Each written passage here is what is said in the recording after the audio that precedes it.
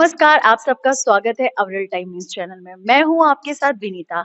आज हम आए हैं प्राचीन शिव मंदिर में। जिन पंडित जी बैठे हुए हैं, हम इनसे जानेंगे कि मंदिर कितना पुराना है और कहाँ पे स्थित है।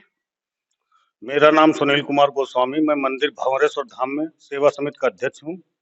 ये धाम भंवरेश्वर जो मंदिर है, द्वापर युग, जो द्वापर युग का ये शिवलिंग जो आप देख रहे हैं यहाँ पे, ये भीम के द्वारा है। द्वापर युग के समय में जब भीम पांचों पांडव वनवास के लिए निकले थे, उस समय भीम जो है, माता कुंती थी, तो माता कुंती जो है बिना भगवान की पूजा अर्चना किए हुए जल ग्रहण नहीं करती थी। तो पांच पांडवों में सबसे बलशाली भीम थे। तो माता कुंती ने उनसे कहा कि एक शिवलिंग की व्यवस्था की जाए। भगवान भोलेनाथ के आशीर्वाद से भीम कैलाश से इस शिवलिंग को लेके आए। और जब इस जगह पे जहाँ पे आप बैठे हैं, सई नदी का किनारा है। सई नदी रामचरितमानस में आप सुने होंगे, चौपाई है, सई उतर गोमती नहाए, चौथे दिवस अवधपुर आए। भगवान राम से जब भरत मिलके आए हैं, तो इसी नदी से वापस आए। सई नदी बहुत पुरानी नदी है। सतयुग में इनका नाम सत्यावती था। ये जो धाम है, शिवलिंग जब लेके यहाँ भीम आए, तो एक अघासुर नाम का राक्षस था। महाभारत काल में बहुत राक्षस हुए। अघासुर का वध केवल भीम कर सकते थे। अपने सनातन धर्म में जब किसी शिवलिंग को कहीं पे रख दिया जाता था, तो पुनः दोबारा उठता नहीं था। अघासुर को वध करने के लिए भीम ने इस शिवलिंग को यहाँ पे रख दिया। और अघैया नाम का एक गांव है, लखनऊ डिस्ट्रिक्ट का एक बॉर्डर है, ये तीनों जिला का बॉर्डर है। रायबरेली, लखनऊ, उन्नाव, कनेक्टिविटी है। हाँ, एकदम बॉर्डर पे है। त्रिलोकीनाथ नाम है भंवरेश्वर धाम। तो अघासुर का जब वध करने गए, अघैया गांव है, उन्हीं के नाम पे पड़ा। तो उसका वध करने के बाद जब भीम वापस आए, तो इस शिवलिंग को उठाना चाहा, लेकिन ये स्थापित हो चुके थे। तो माता कुंती और चारों भाई और आके पांचों भाई मिलके, पांच पांडव माता कुंती के साथ मंत्रोच्चारण के साथ में यहाँ पे इस शिवलिंग की स्थापना की। तब इनका नाम सिद्धेश्वर था। युग बीतता गया, काल बीतता गया, समय बीतता गया। यहाँ पे जब औरंगजेब जो है सोमनाथ से मंदिर तोड़ के अपने सनातन धर्म को खंडित करते या राजाओं का खजाना ढूंढते हुए निकला, तो इस जगह पे आया जो ये कुर्री सुदौली स्टेट है। बहुत बड़ी स्टेट थी कुर्री सुदौली स्टेट, सर राजा रामपाल की नगरी। तो जहाँ यहाँ पर आया, तो उसको पता लगा कि ये बहुत बड़े राजा हैं, तो इनका कहीं ना कहीं धन जरूर होगा। तो ये शिवलिंग का राजा ने यहाँ पे जो है, जंगल था, कामन वन है। आप जब अ, शास्त्रों में देखा होगा, दंडक वन, कामन वन और नंदन वन, बनारस। तो ये कामन वन में है, आप जहाँ पे बैठे हुए हैं। तो शिवलिंग की पूजा अर्चना होती थी।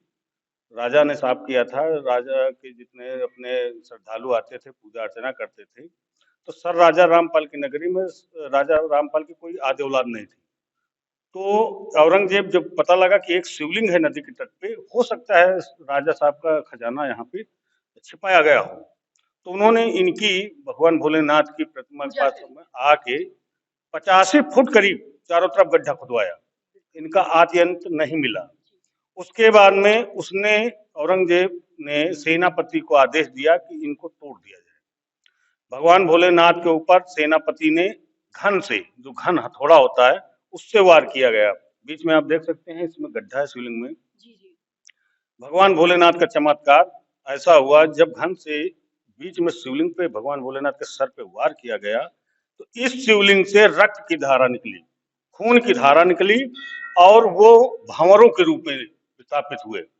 वही धारा जो है, बड़े बड़े भंवरे, महाकाल स्वरूप जब रूप लिया और उस सारी सेना को काटा, जिसको काटा है भंवरे ने, वो वहीं पे समाप्त हुआ। ऐसा चमत्कार भगवान भोलेनाथ का देखा। औरंगजेब ने यहाँ पे नतमस्तक हुआ, बहुत बार नतमस्तक हुआ, माफी मांगी कि हे भोलेनाथ, मुझको माफ कर दो, मैंने गलती की, मैं आपका एक बढ़िया मंदिर बनवाऊंगा और यहाँ से चला जाऊंगा। ये दरबार में औरंगजेब ने एक छोटा सा गुम्मददार मंदिर बनवाया, और यहाँ से रायबरेली, तब जिला नहीं था, तब दरियाबाद नाम से जाना जाता था। तो यहाँ से चला गया औरंगजेब।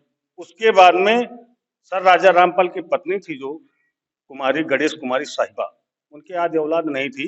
तो उन्होंने इसका संमत 1918 में, यानी जो है, इसका पूरा जीर्णोद्धार कराया। ये दरबार जो है बहुत पुराना है, और ये शिवलिंग जो है द्वापर युग से है, भीम के द्वारा स्थापित है।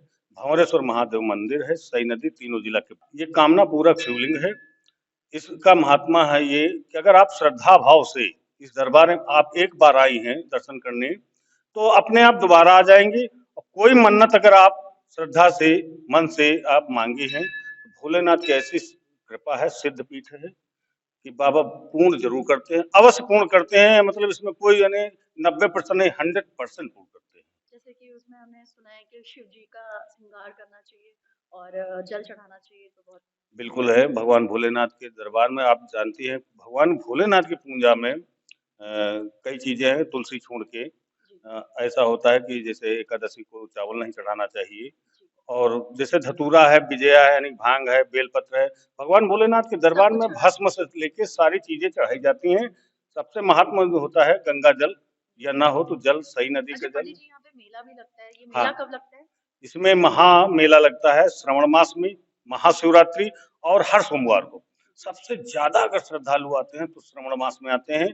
आपकी मलमास है, 8 सोमवार या 9 सोमवार पड़ेंगे। और मलमास का भौरेश्वर धाम में बहुत बड़ा महत्व है। करीब करीब एक सोमवार को संडे से मंडे तक का करीब जो है 5 लाख श्रद्धालु बिल्कुल, दर्शन जैसे करते हैं। मैंने देखा है चारों तरफ आपका मेले का एटमॉस्फेयर रहता है, तो ये हमेशा बनी रहती हैं दुकानें?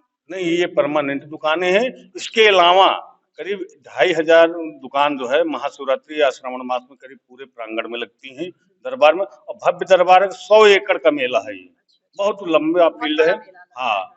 अच्छा, वही हमने सुना है कि ये मेला बहुत ही बड़े उसमें स्तर में होता है, कहते हैं। नहीं बिल्कुल, ये चलिए, बहुत बड़ा पंडित मेला जी है। आपका बहुत-बहुत स्वागत है एवरेल टाइम से। हम चाहेंगे कि इस मंदिर का दर्शन करने आए लोग और उन पे अपनी कृपा दिखाएँ।